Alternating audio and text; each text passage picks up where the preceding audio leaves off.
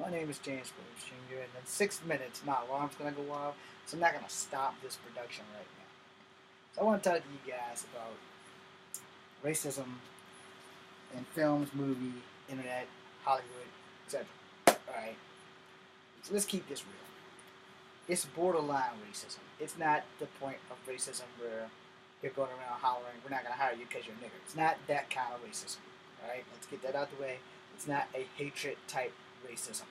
Alright, and granted, I know you guys are thinking that's kind of hypocritical, but it is the truth. It is not a racist type racism where it's hatred involved. This video pertains to the fact that there's a reason why there aren't enough black characters in films and movies. Alright? Now, being that I'm partially Native American and black, and also part white, every character that I've ever made for myself to play has been multicultural. So therefore, I fit the bill of that character. He's always been 5'3", and so most of the time, so that we don't get this twisted, my character will always have been either half black and Native American or half black and some other Asian form. I have been half black and half Hawaiian. I have been half black and half Vietnamese. I've been half black and half Chinese. You name it, and I've been that character because I wrote the character specifically for me. And mostly because most of the characters that we see today, Tiger Woods not acting. Alright, so you don't have any guys like him or me playing it. However, you do have Dwayne "The Rock" Johnson, who is multicultural or biracial, rather. He's actually biracial. He's not multicultural, and I will explain the difference of that right now so that you guys don't get this twisted. Dwayne "The Rock" Johnson is part Samoan and part black. Now, he has dual citizenship. Actually, he has quadruple citizenship because he is royalty in Samoa. So he has Samoan citizenship. He has Canadian citizenship because his father, Soul Man Rocky Johnson, is from Canada. His mother is Samoan. His grandfather was one of the kings of a tribe in Samoa. We get that out the way, Rocky. If I got that wrong, you live in like Crozet or Keswick, so you can come to my doorstep if you want to beef on that, which would work out for me because it would actually launch my career to be insulted by The Rock. Anyway, I'm not here to insult The Rock. I'm here to make a point. So, the main reason why a lot of the roles go to Rock is because he sells movies. Pure and simple. Any movie that I can write and play, The Rock would get that role. Why would The Rock get that role? Because everyone loves The Rock. No one loves James Williams Jr., the mixed guy from God only knows where. Because no one has seen James Williams Jr., and no one has given James Williams Jr. a chance to actually get out there and make a real, honest-to-God movie. I've made low-budget stuff right here on my channel. I still have other stuff that needs to put up. Like I said, all my characters are black and of some Asian ethnicity because, Native Americans are Asian. It took me a long time to discover that, but it's the truth. So therefore, we're getting that out the way. There are no people who want to make movies that have people like that. Alright? Scorpion King was like a big first. And then Walking Tall, which was a remake of a true story, only they used a biracial couple in The Rock. Alright? So therefore, you don't have other multicultural actors really well known and all over the place unless you have them looking more than the other ethnicity, right? Let me make that as less racist as I possibly can. If your character is half white and half Asian and they look more Asian, they will play an Asian. They won't play a multicultural person, they will play an Asian. If you have a person who's half black and half white, they're going to play a black character because they look more black than white. Where most people who are half black and half white, if they're lighter than me or light like my mom, or they're mulatto, they're like a little bit lighter than me, but they're not high yellow. They will play the half-breed people if they can get the role, which is almost impossible because sometimes a person like me who can act a little bit can't act a lot. I can't do dramas. I know I can't do dramas. I would apply for a drama role, but it's almost guaranteed that I won't get it. It's almost guaranteed. We can do this. Watch carefully.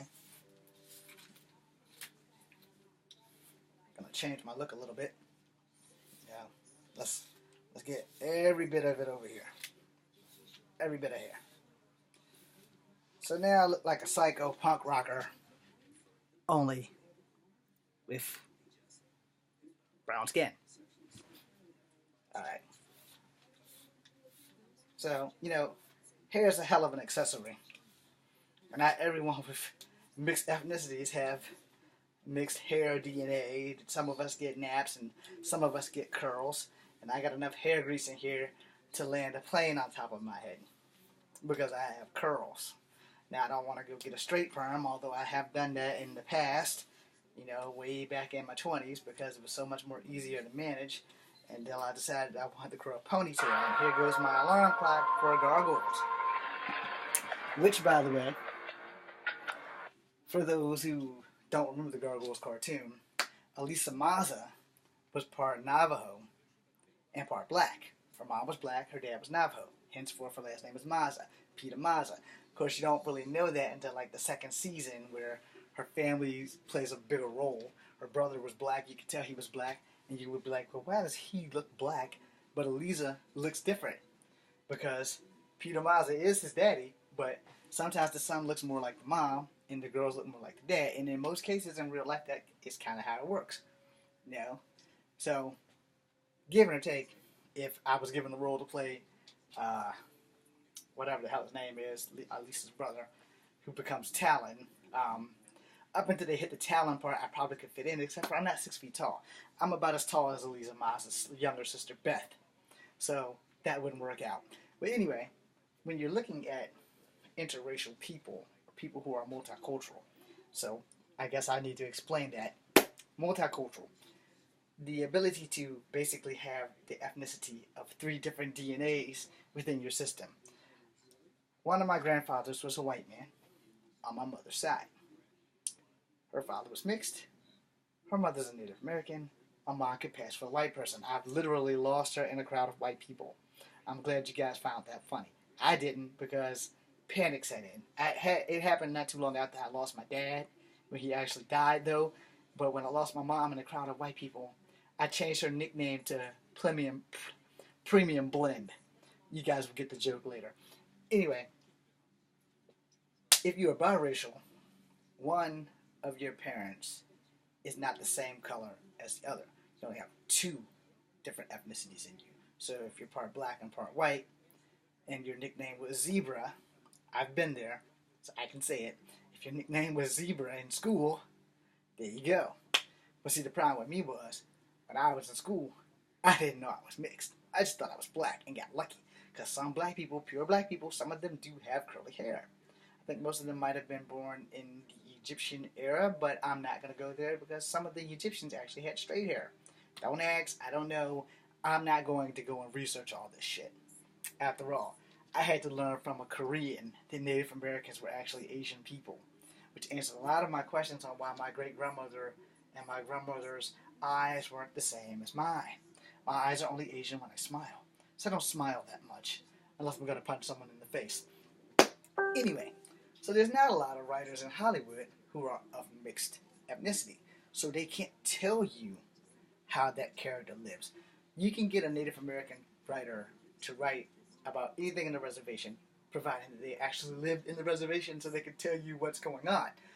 Where I, who've never lived in the reservation and have never visited the reservation, I can only go with my imagination and do speculating. I have heard of rites of passage tests. I have never gone through one myself, so I kind of just gotta speculate. I have heard Native American stories and legends, about Bigfoot and other things. So in my graphic novel, I just put my own spin on it and added all kinds of different gods, and Coyote the Trickster was the leader, and that's pretty much the gist of it. Because each tribe, each story changes tribe to tribe. That much I know, that much I have researched, that much I can acknowledge. Where what we have on the East Coast, tribally, doesn't always transfer out on the West Coast. But initially, since all Native American tribes came out of Asia through Russia to Alaska, and then branched out all the way up to the North Pole, tribal things vary. From the North Pole to South America, you will find a First Nations tribe somewhere. Now, rather they want to claim themselves as First Nations people is a different ballgame, because Eskimos are Native Americans. They don't really register themselves as Native Americans. I have no idea what the fuck's going on with that, but it is what it is. Now, I say that because I had a friend named Chris who was an Eskimo, and I never knew that I was Native American until we got to high school. So when we got to that was a misconception until we got to the 5th grade when the teacher pointed it out. But he was always half Eskimo. His last name starts with an R, and he's a white guy. I have no idea where he is. I don't care. I hope he's alive and well. He's always going to be my friend, but he's part Eskimo. He's the one that taught me a lot about Alaska before I met Inquan, who taught me about my entire goddamn people, which made me feel really, really small, because I was like, well, I don't remember learning that in school. He's like, you probably just forgot it, which apparently could be true. I may have just forgotten about that whole land bridge thing and the 10,000 year gap before Columbus and them came over and fucked up and started calling us Indians. Okay, moving on. As long as there's no writers to write in black characters, as long as there's no writers to write in Native American characters, or as long as there's no writers to write in multicultural characters or biracial characters, there will be no films with people like me in it. Why is that? Because no one wants to take that gamble. Alright? Now, granted, the sisters, the twin girls, Tara and Tamara, or whatever the hell their names are, they're biracial. Okay? They have outwardly admitted. One of them is pregnant, or had a baby, or 2 babies rather, because I watched the reel. Heads up, ladies, coming at you. She is married to a white man. Her kids are going to be biracial. They're not going to be multicultural. They're going to be biracial. Now, if one of her children grow up and marry an Asian man, they'll basically be multicultural. Alright? Now, no matter how much your DNA is, and your DNA will scatter all over the place depending on your family tree or whatever. They happen to be more white than black, apparently, when they did that little reel thing. And I could be wrong. It's been a while since I actually been able to catch up with the reel. And the last time I had caught up with the reel, I had posted a video that I wasn't happy how they let their audience totally decimate the lady who was not black, who was pretending to be black. Alright? Let me tell you guys something. I have a hard enough time getting accepted by black people as being black. So for those who aren't black and want to be black, more power to you. Because everybody wants to be black until you're called a nigger. Then nobody wants to be black anymore. People want to start punching people in the face. Which I'm not going to say is wrong, but you shouldn't call people out of their names to begin with. This is why we have racism, because no one wants to adjust it, or address it, or adapt to it, and stop the shit from happening. But as long as we have people who are going to raise their kids to be racist, racism will never end. And as long as that keeps happening, that's how we keep getting into these fixes. Stay tuned for part 2 of why there aren't that many black actors or multicultural actors in racism. And see, if you look at me close up, I have a little bit more Native American features than black features. I think the only black feature I have is probably this nose. But my eyes, they do kind of slant a bit.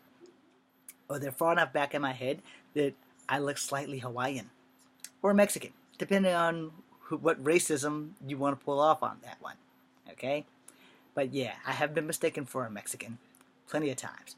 Even in college once, when the Spanish teacher told me that I should cheat because I'm failing in her class so greatly. And I told her, no. And then she goes, well, how come you don't get this? Aren't you Mexican? Ooh, yeah, that burnt, didn't it? So what I told her was, ma'am, I am not Mexican. I am Cherokee Indian, black and white. There's no Mexican here. So I don't really appreciate being called Mexican. But hell, I've been called worse. I'm James Williams Jr. This is Kung Fu Havoc number 2, B, C, and U. And I'm coming back in mirror formation.